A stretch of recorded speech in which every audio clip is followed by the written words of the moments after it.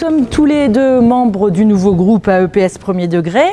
On va tenter de vous présenter ce qui pourrait être pour nous le PS de demain dans le primaire, mais vous verrez qu'il y a des messages aussi pour le secondaire. Ce travail s'est fait en concertation avec les membres de notre groupe qui est constitué de professeurs des écoles, spécial dédicace à Tata Pépette, des conseillers pédagogiques départementaux, des conseillers pédagogiques de circonscription, des professeurs d'EPS, des chercheurs et des formateurs. Alors pour faire ce diaporama, nous avons travaillé avec Lisa Lefebvre qui ne peut être présente aujourd'hui. Il nous semble opportun de rappeler d'où nous parlons. Et nous sommes tous deux professeurs d'EPS formateurs auprès de futurs profs des écoles. Et donc nous parlerons des professeurs des écoles avec lesquels nous travaillons, que nous formons, que nous rencontrons lors de nos interventions et avec qui nous produisons des contenus. Donc nous ne parlerons pas de l'Institut de Titeuf, très éloigné de la pratique de l'EPS, comme nous ne parlerons pas du professeur Mégot, tout aussi éloigné de la pratique de l'EPS du secondaire. Un premier regard sur notre discipline permet d'affirmer que l'EPS est officiellement bien implanté au sein des disciplines scolaires de l'école. Ainsi, le taux horaire la situe, comme l'a dit tout à l'heure ce matin, je ne sais plus quelle personne, mais la 3e discipline scolaire. Et chaque jour, normalement, officiellement, les élèves de maternelle font de l'EPS dans une salle de motricité. Et l'horaire d'EPS cumulé au premier degré représente même 56% du temps total d'EPS de la scolarité obligatoire, ce qui la situe quand même comme étant une EPS non négligeable dans le cursus des élèves. Pour autant, cependant, la réalité est parfois beaucoup plus complexe. Effectivement, le temps de formation en EPS des profs des écoles est en diminution, que ce soit en formation initiale ou que ce soit en formation continue. Le temps effectif, le temps réel de la pratique d'EPS des élèves a beaucoup baissé et a perdu 1 heure en 30 ans, ce qui est énorme. Les conditions de pratique sont très hétérogènes et parfois même indigentes. Lorsqu'on a juste une cour avec un arbre en plein milieu pour pratiquer toute l'année, c'est compliqué. L'EPS est devenu une variable d'ajustement, de chantage de temps en temps et est parfois confondu avec les APQ, les activités physiques quotidiennes. Et puis l'EPS est aussi parfois animé par d'autres personnes que les profs des écoles. Ça peut être les professeurs de la ville de Paris, mais des BPGEPS, des ETAPS, pendant que parfois le prof des écoles regarde ce qui se passe sans intervenir. Ça fait partie de la réalité du terrain.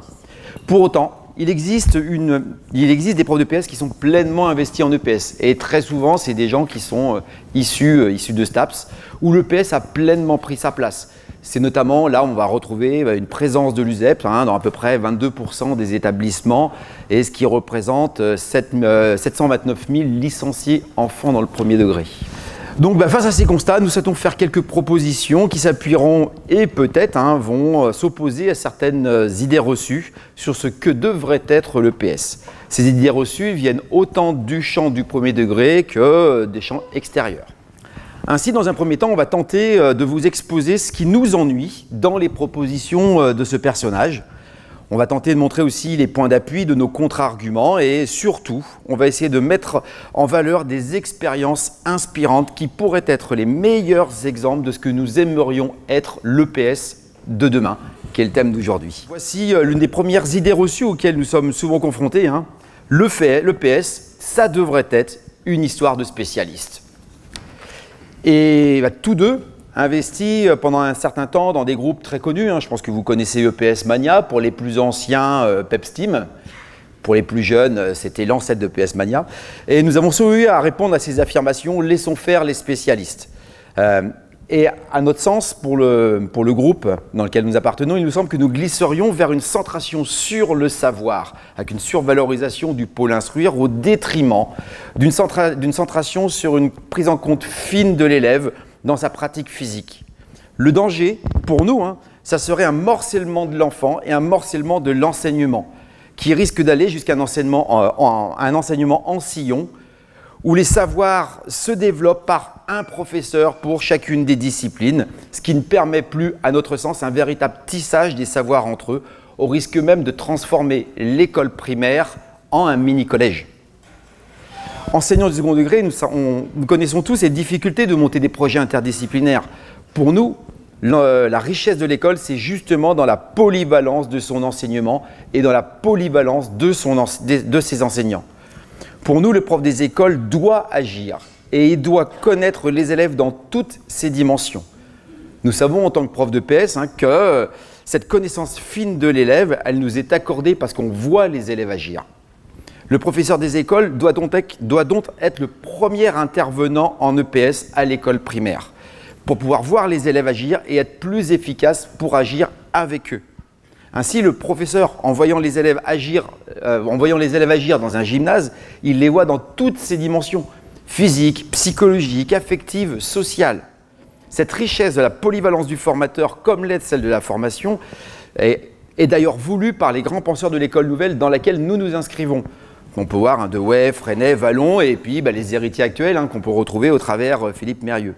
Ce qui permettra pour nous une véritable mise en œuvre d'une action basée sur la transdisciplinarité et permettant l'émancipation des enfants. Donc notre affirmation s'appuie sur les programmes et sur la matrice disciplinaire qui révèle un véritable continuum du cycle 2 au cycle 4. Nous parlons des mêmes champs d'apprentissage à l'école élémentaire et nous parlons également des mêmes compétences générales. Le monde du primaire regorge de pistes intéressantes et ainsi, si on regarde les travaux de Couédou ou les programmes de 2002, on voit qu'ils ont inspiré des pratiques du secondaire. Par exemple, on pouvait lire dans les programmes de 2002 du primaire que les élèves devaient courir la plus grande distance possible sur un temps donné. 5 secondes en maternelle, 7 secondes en cycle 2 et 10 secondes en cycle 3. On reconnaît là une forme de pratique que nous retrouvons dans les collèges, qui est la course contre la montre, qui est aujourd'hui de 12 secondes. Donc pour autant, nous sommes très très conscients que ces bonnes idées existent, mais qu'il y a un problème de formation des professeurs des écoles et formation qui a tendance à diminuer. Dès lors, il nous semble essentiel de mettre en avant quelques formes inspirantes qui s'appuient toutes sur une volonté de co-construction, de co-formation et ici dans ce cas-là, d'une co-intervention. Cette expérience s'est menée dans le Var à l'initiative d'une conseillère pédagogique départementale et d'une IAIPR et elle a permis la mise en œuvre d'une séquence d'enseignement du savoir nager avec des élèves de CM2 et de 6e. Donc voici les témoignages audio des élèves, puis du prof de PS et enfin de la prof des écoles. Est-ce que ça va t'aider à rentrer au collège l'année prochaine ça Je pense oui. Ouais. Pourquoi? Ça me donne envie de faire la piscine encore. D'accord. Et d'aider les autres alors maintenant, c'est ça? C'est vrai qu'en amont, les contenus pédagogiques avaient été définis par les professeurs de PS. Mais aujourd'hui, avec ce fonctionnement en 4 ateliers, chaque adulte présent sur le bassin, professeur des écoles et maîtres nageurs, sont partie prenante de ces contenus. Et ça a développé, ces échanges de pratiques entre tous les professionnels, a développé une attitude bienveillante, nettement supérieure que ce qu'elle n'était auparavant envers les élèves. Ça prouve bien que les échanges de pratiques entre professionnels peuvent être très bénéfiques, et à la fois pour les adultes et surtout pour les élèves. Enfin, ce projet dynamise vraiment la liaison CM2-6e entre les écoles du secteur et notre collège, car nous préparons actuellement des Olympiades, avec toujours une classe de CM2, une classe de 6e, et nous commençons à élaborer un projet pour encadrer l'année prochaine une classe de CM2, une classe de 6e sur le thème des maths et l'EPS. Si vous avez pu entendre, les enfants de 6e donc, disent combien, de CM2 disent combien c'était intéressant, qu'ils avaient un peu peur au départ des 6e, mais maintenant qu'ils n'ont qu'une envie, c'est de continuer la piscine l'année prochaine pour pouvoir servir d'exemple. Et puis ensuite, le prof de PS qui dit qu'il a accepté à un moment aussi de partager les pouvoirs et que ça a permis une construction d'un regard bienveillant sur l'élève. Donc il nous semble important d'identifier ces espaces, comme ici, qui devraient permettre de favoriser des interactions interprofessionnelles. On sait qu'il y a le conseil collège-école, mais qui est souvent un temps de formation peu efficace à cause du temps. Et nous, on pense qu'il faut des temps de travail communs pour co-construire et co-intervenir.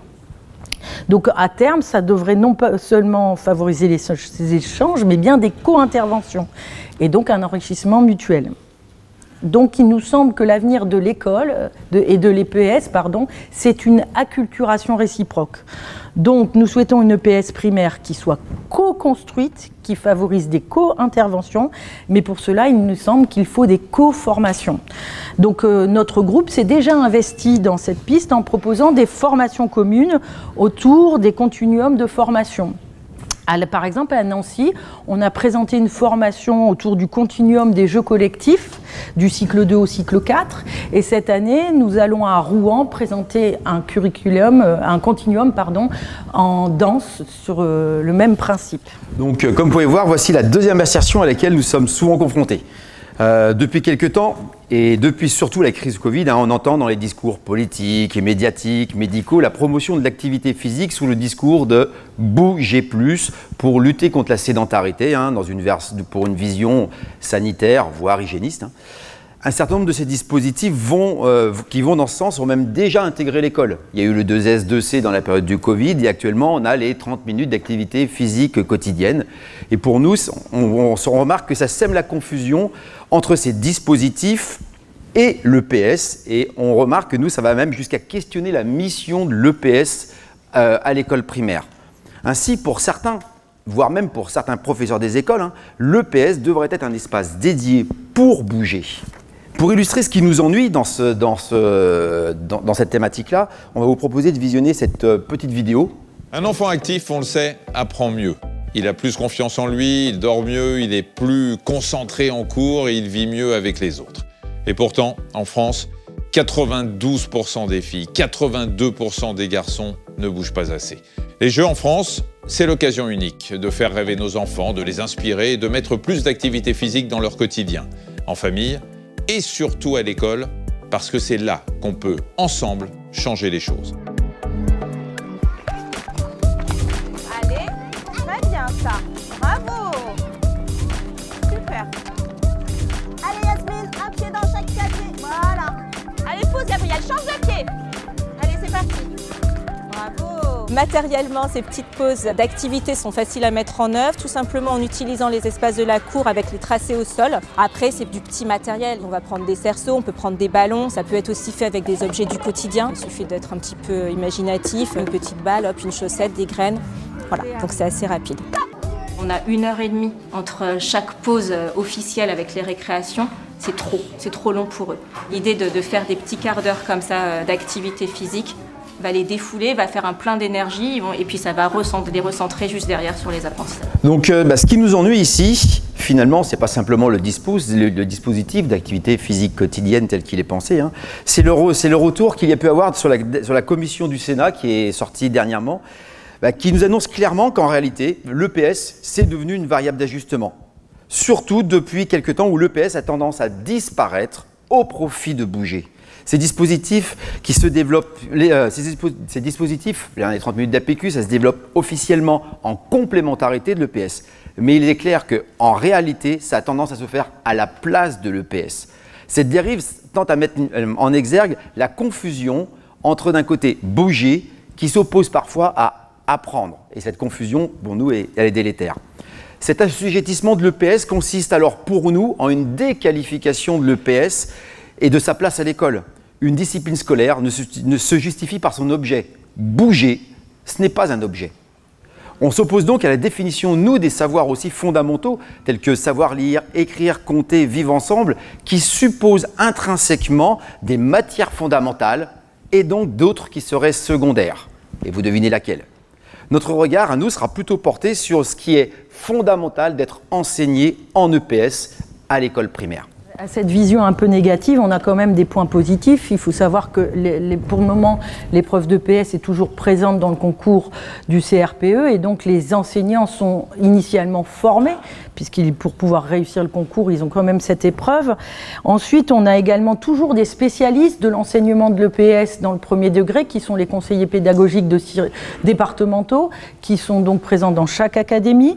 Si vous regardez bien aussi, l'évaluation par compétences impose à l'enseignant de s'interroger sur ce qu'il y a à apprendre en EPS. Ainsi, on découvre des compétences comme se reconnaître dans un rôle, se reconnaître attaquant ou défenseur, ou être capable de reproduire une courte phrase dansée en se synchronisant avec un partenaire. On voit aussi une forte expansion de la formation STAPS autour de la formation des professeurs des écoles. On a de plus en plus de groupes spécifiques primaires. Et enfin, on a notre groupe, mais aussi pas mal de lieux d'initiative locale qui tendent à tenter de développer une EPS commune et réfléchie ensemble. Donc nous avons trouvé dans notre recherche de pratiques inspirantes cette proposition faite encore par l'équipe départementale du Var. Elle s'appuie sur les jeux traditionnels pour développer des formes scolaires de pratique.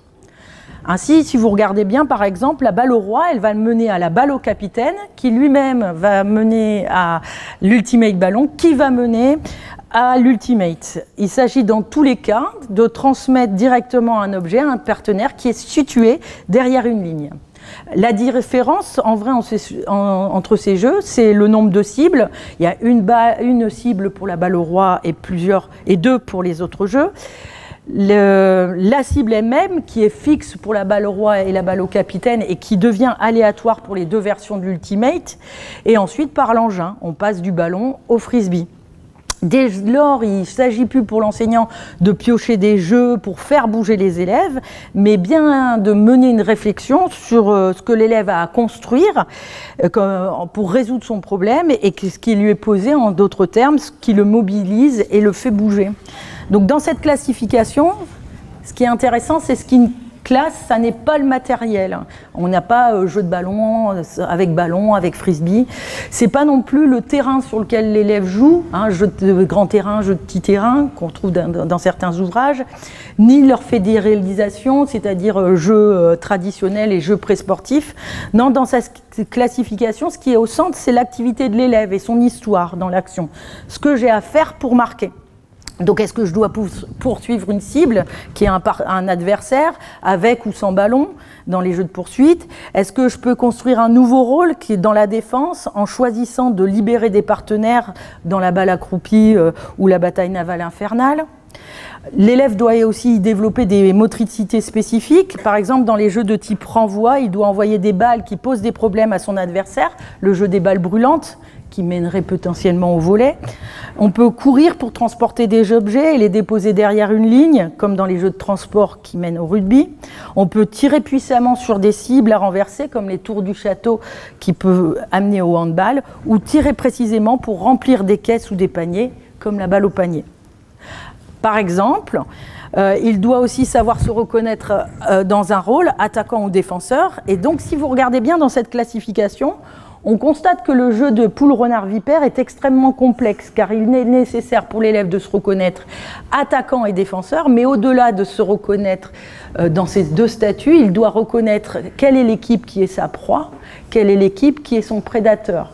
Beaucoup plus complexe que dans un jeu collectif traditionnel.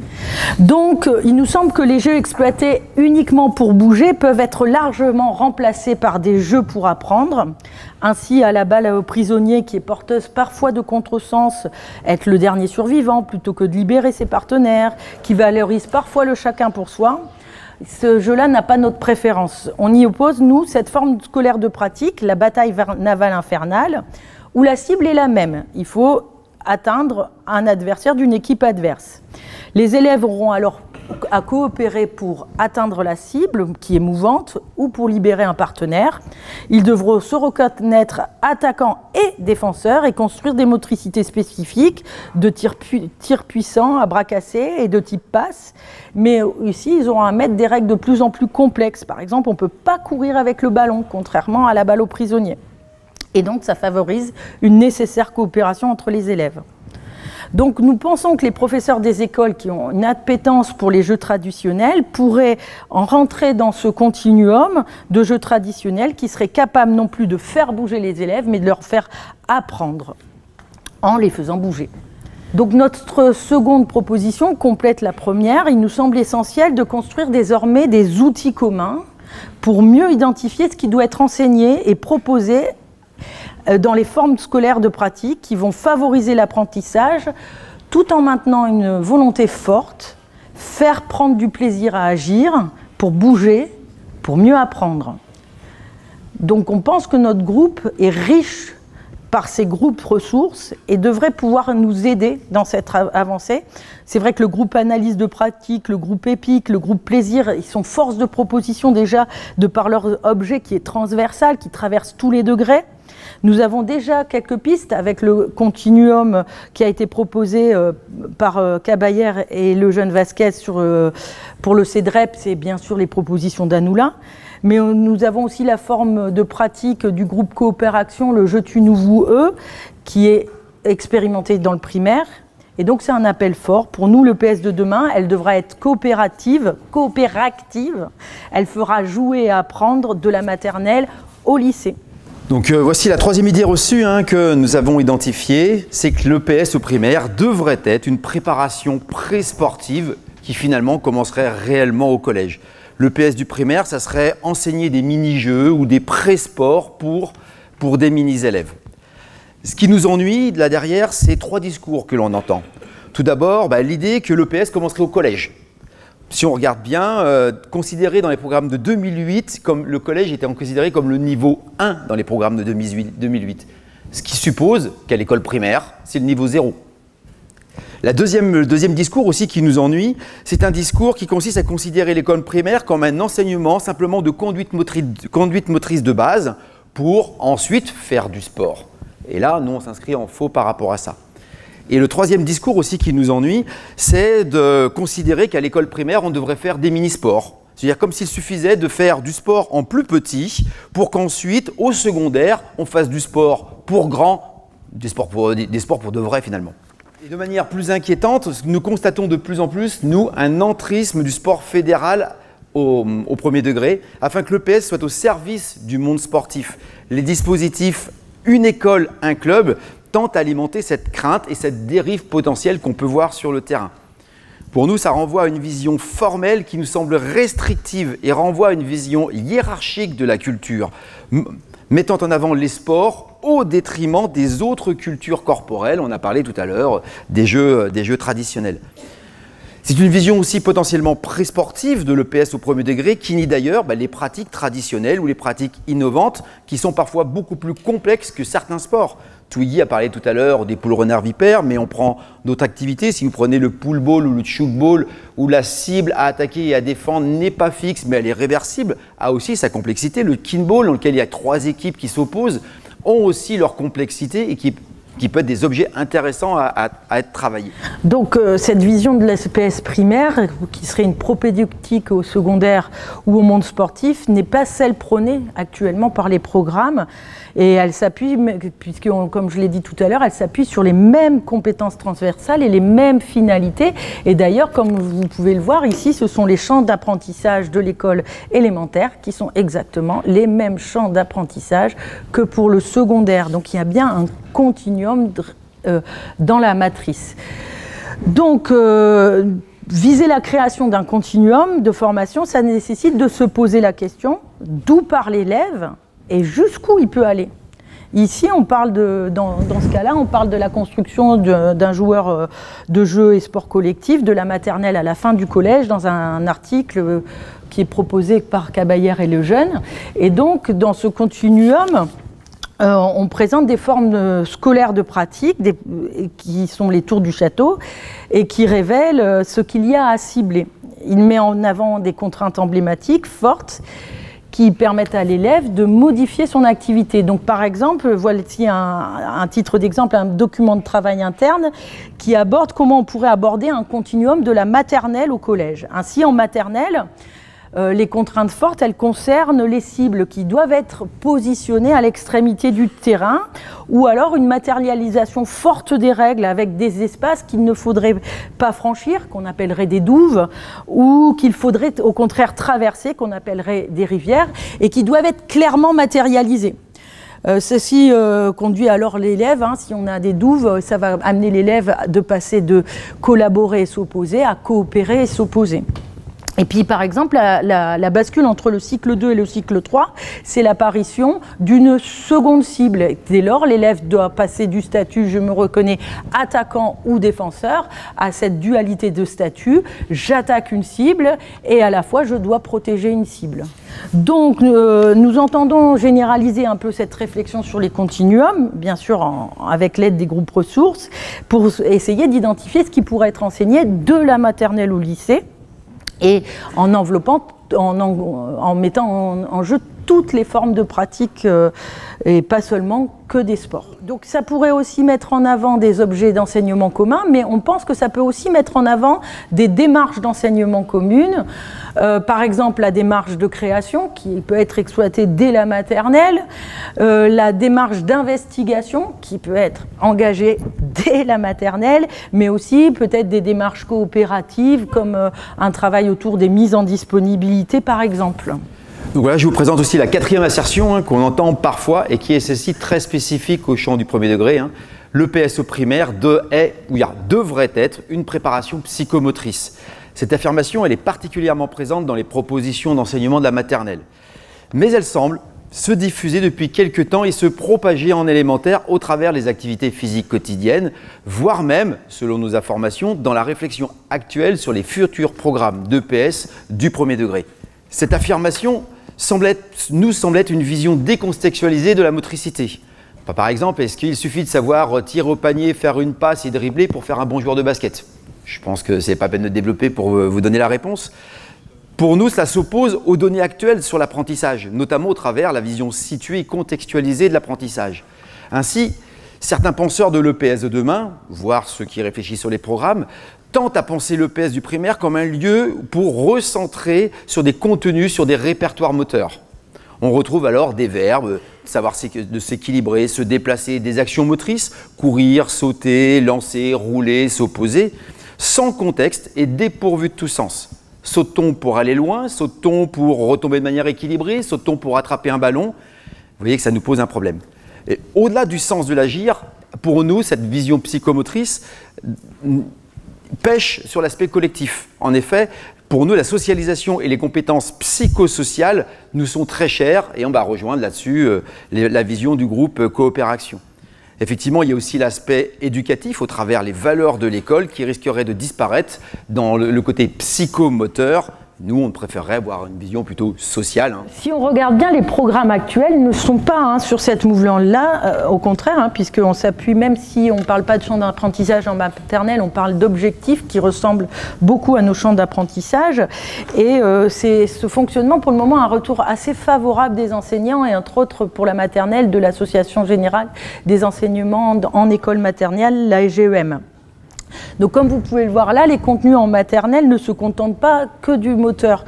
Par exemple, dans cet exemple-là, l'élève il est créateur de son propre mouvement. Il doit également créer lui-même, dès la maternelle, une courte phrase dansée, mais aussi son chemin de danse. Et puis il doit également apprendre à être spectateur dès la maternelle. Il nous semble opportun que si on pense un continuum dans la formation, il faut aussi s'appuyer sur une motricité qui devrait être signifiante pour l'élève. Ainsi, par exemple, dans cet exemple de parcours, il s'agit pour un élève ici de grande section de vivre des parcours athlétiques qui lui permettent de viser la plus grande distance possible grâce à une cotation qui est signifiante pour lui. Ici, ce sont les couleurs du tir à l'arc. Qui donne sens pour aller vers le jaune, comme on tire à l'arc. Donc il va franchir des rivières, il va franchir des passages à gué, et il cherche à réussir le parcours suivant, c'est-à-dire la couleur suivante, qui va l'amener à avoir des cibles de plus en plus éloignées. Ceci, ça va l'amener non pas à sauter loin, mais bien à sauter plus loin, comme un véritable athlète. Il s'agit donc d'agir, oui. Il s'agit d'agir autrement, oui. Mais surtout, il s'agit d'agir spécifique. Si je cours ici, c'est pas juste pour courir une distance. Dès la maternelle, je cherche à parcourir la plus grande distance possible. Donc il faudrait réfléchir à ces mesures qui seraient signifiantes pour les élèves de maternelle pour qu'ils vivent également une motricité d'athlète. Et donc ici, nous, on a vu dans le cadre d'expériences que les élèves de maternelle sont amenés à courir beaucoup plus vite, non pas quand ils ont à atteindre une cible, comme nos élèves de collège, mais quand ils ne doivent plus être dans une zone interdite. Je ne dois plus être dans la zone de l'ogre. Et là, l'élève se met à courir plus vite. Donc c'est le cas, là, je ne suis plus dans la zone bleue, je ne me suis pas fait manger les fesses par l'ogre bleu, je vais essayer la zone rouge. C'est la même chose aussi pour le sauter. On s'aperçoit qu'ils sautent plus loin quand ils ont une rivière à franchir, qui est une rivière qui va être de plus en plus grande, ou qui sautent de plus en plus haut s'ils doivent monter en haut d'un tapis plutôt que de passer au-dessus d'un obstacle. Donc nous pensons que l'élève doit agir pour et non pas seulement agir, et il ne doit pas seulement agir pour enrichir son répertoire moteur.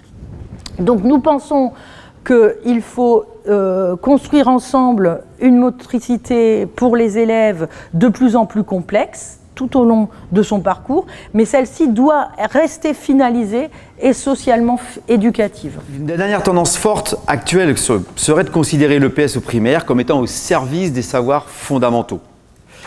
Nous allons illustrer ce qui nous ennuie au travers la petite vidéo suivante.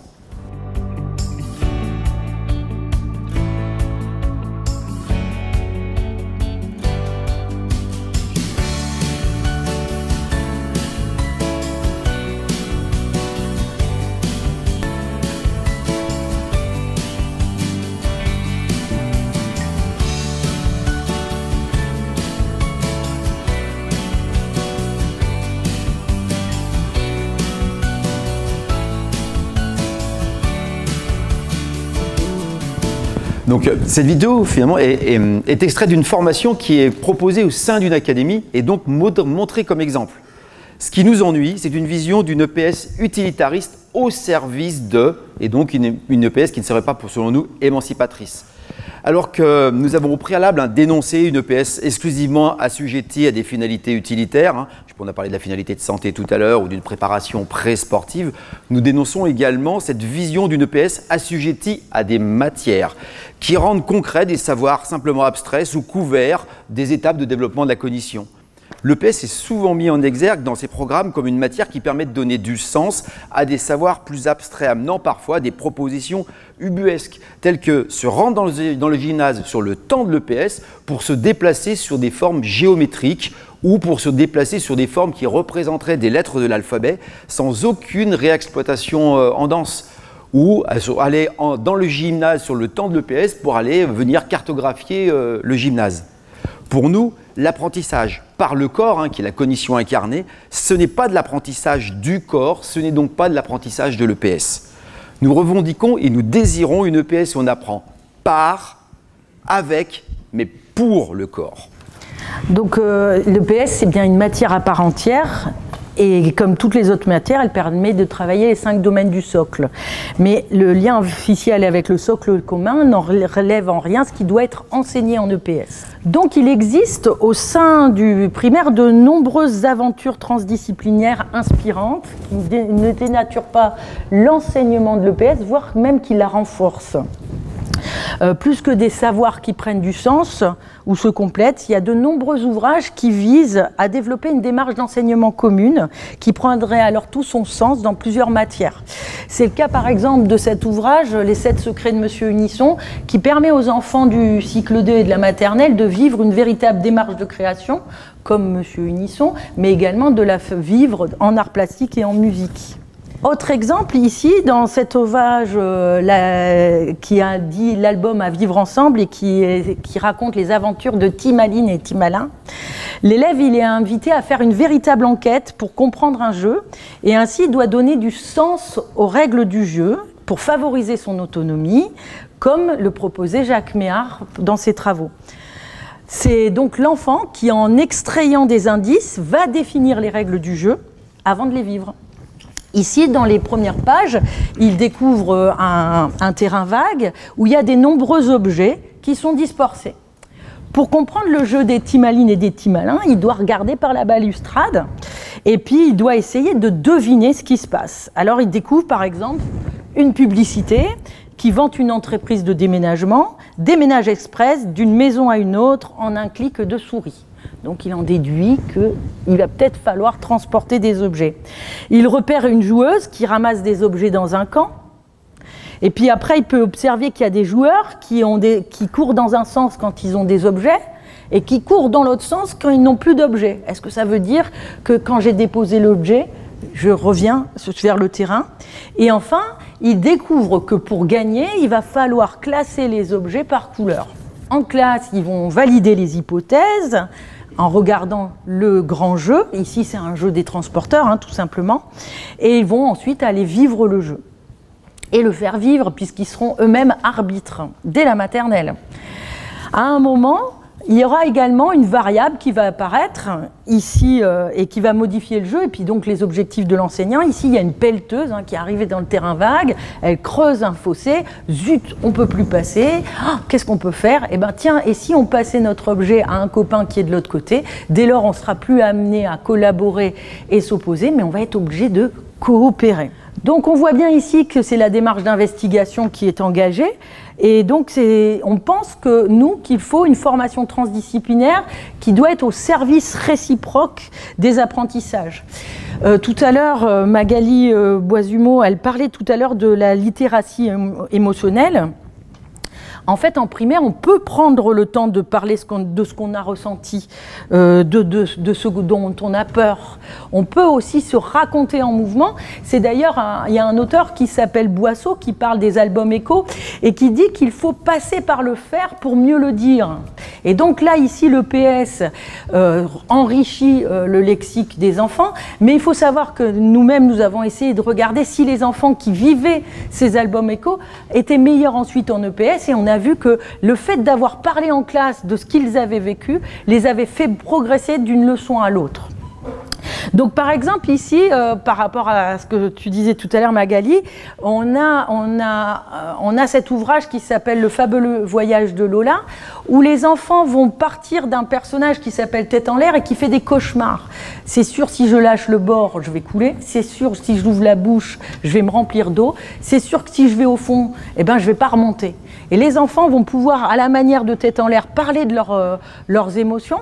Et ils vont pouvoir ensuite aller vivre des expériences où ils vont découvrir, grâce au personnage de Lola, ils vont pouvoir vivre des expériences où du coup ils vont comprendre la flottaison des matériaux, donc ça va servir leur connaissance en sciences, mais on voit très bien que ça les rassure. C'est sûr, maintenant je peux ouvrir la bouche parce que j'ai bien découvert que j'allais pas me remplir d'eau. Je peux lâcher le bord parce que je ne coule pas. Et c'est sûr que si je vais au fond, eh ben, je vais remonter.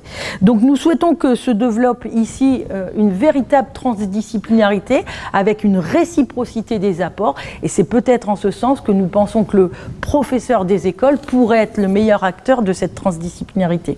Donc en conclusion, nous voulons dire que pour nous, le PS de demain existe. Nos pratiques existantes tentent à le démontrer.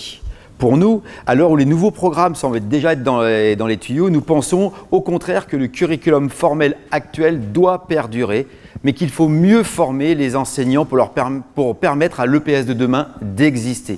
Pour ce faire, il faut mettre en avant des pratiques existantes inspirantes, c'est l'enjeu de notre groupe ressources.